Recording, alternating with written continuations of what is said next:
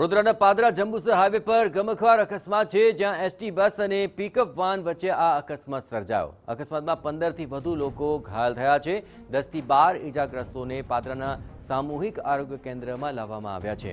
અન્ય ઇજાગ્રસ્ત ખાનગી હોસ્પિટલમાં સારવાર હેઠળ છે। બસ ડ્રાઈવર પિકઅપ વાનના ડ્રાઈવરને ગંભીર ઇજાઓ પહોંચી છે। બસ ડ્રાઈવરને વડોદરાની એસએસજી હોસ્પિટલમાં ખસેડવામાં આવ્યા હતા।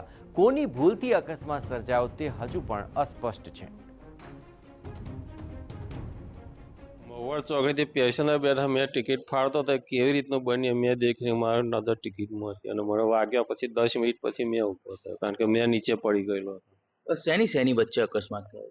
એ પિકઅપ એવો પેસેન્જર કે મેં જોઈ નહીં, કારણ કે મને તો 10 મિનિટ પછી ઊભો કર્યો અને પછી 108 માં લાવ્યો। પાદરા જંબુસર હાઈવે પર મહુવડ પાસે એક ગમખ્વાર અકસ્માત થયો છે ને એસટી બસ અને પિકઅપ વાન વચ્ચે થયેલા અકસ્માતમાં અંદાજિત 15 થી વધુ લોકોને ઈજાઓ થવા પામી છે। પાદરાના સામૂહિક આરોગ્ય કેન્દ્રમાં અત્યારે 10 થી 12 લોકોને લાવવામાં આવ્યા છે। સુપરિન્ટેન્ડન્ટ છે અહીંયાના, તેમની સાથે વાત કરવાનો પ્રયત્ન કરીશું। સાહેબ, કયા પ્રકારની આખી ઘટના હતી, કેટલા લોકોને લાયા છે, કેટલા લોકોને અહીંયાથી રેફર કર્યા છે? આમાં જે પિકઅપ વેનના એસટી બસની અંદર જે અકસ્માત થયેલો હતો એની અંદર ટોટલ અહીં 10 વ્યક્તિઓને લઈને આવેલા છે, જેની અંદરથી જે એસટી બસનો ડ્રાઈવર હતો એને થોડી વધારે માથાના ભાગે ઈજા થતાં એના એસએસજી હોસ્પિટલ વડોદરા ખાતે રેફર કરેલ છે।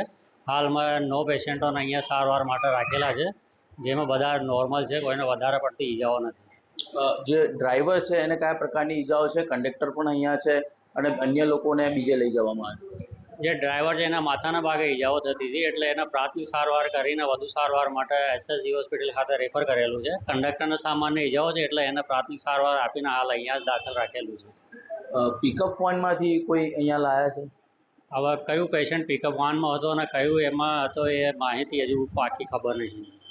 એટલે જોઈ શકાય છે કે અંદાજિત 10 થી 12 લોકોને અહીંયા સારવાર આપવામાં આવી છે અને અત્યારે જે ડ્રાઈવર છે એસટી બસના તેને રેફર કરવામાં આવ્યા છે, પરંતુ ચોક્કસ આંકડો કેટલા લોકોમાં ઈજા થઈ છે તે થોડી વાર પછી જ બહાર આવશે।